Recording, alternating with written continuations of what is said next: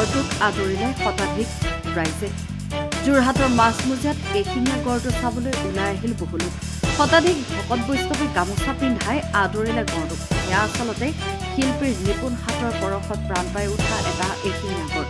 যোৰহাটৰ গোবিন্দ নগৰ নৱোদয় নামঘৰৰ উদ্যোগত 7 ডিচেম্বৰৰ পৰা 14 ডিচেম্বৰলৈ ৰাতিকাষৰীয়া 10খন গাঁৱৰ ৰাইজৰ সহযোগত 8দিনীয়াকৈ অনুষ্ঠিত কৰা হৈছে সৌদৰ্শন ভিত্তিত ভাওনা প্ৰতিযোগিতা।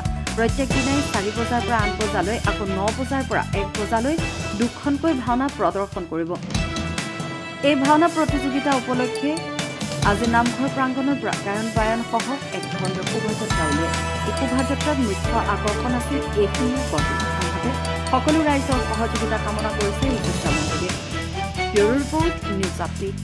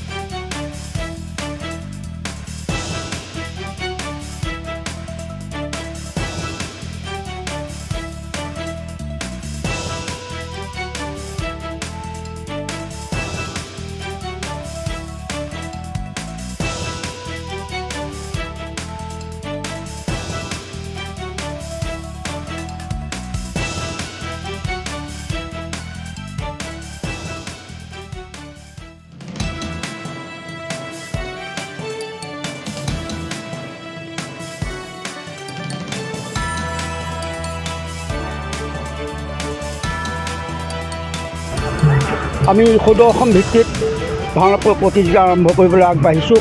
গোবিন্দনগৰ নৱোদয় নামঘৰৰ উদ্যোগত দাঁতি কাষৰীয়া 10খন গাঁৱৰ সহযোগত আমাৰ ৰাইজে কেইবাখনো জিলা, প্ৰধানকৈ শিৱসাগৰ, গোলাঘাট,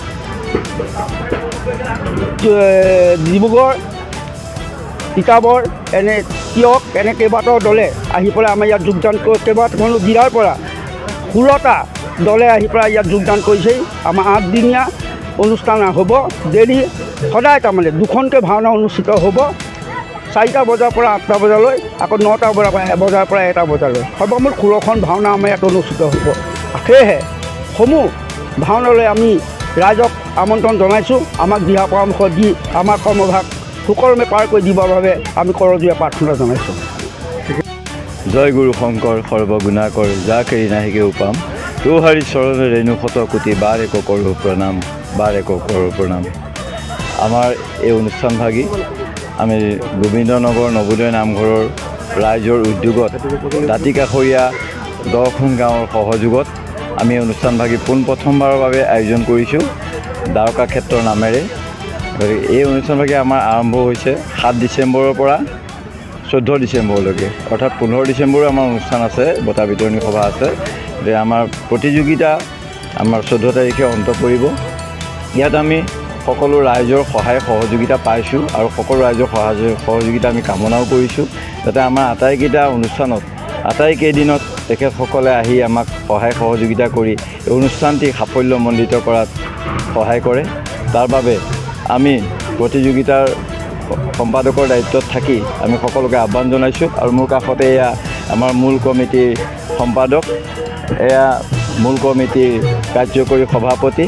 গতিকে আমি আটাইকেইজনে ৰাইজৰ ওচৰত কৰজোৰে প্ৰাৰ্থনা জনাইছোঁ যাতে আমাৰ গোটেইকেইদিনত তেখেতসকলে আহি আমাক সম্পূৰ্ণৰূপে সহায় সহযোগিতা কৰি দিহা পৰামৰ্শ দি গঠনমূলক সমালোচনাৰে আমাক যাতে আগবাঢ়ি যোৱাত সহায় কৰে, তাকে আমি তেখেতসকলৰ ওচৰত কামনা কৰিছোঁ।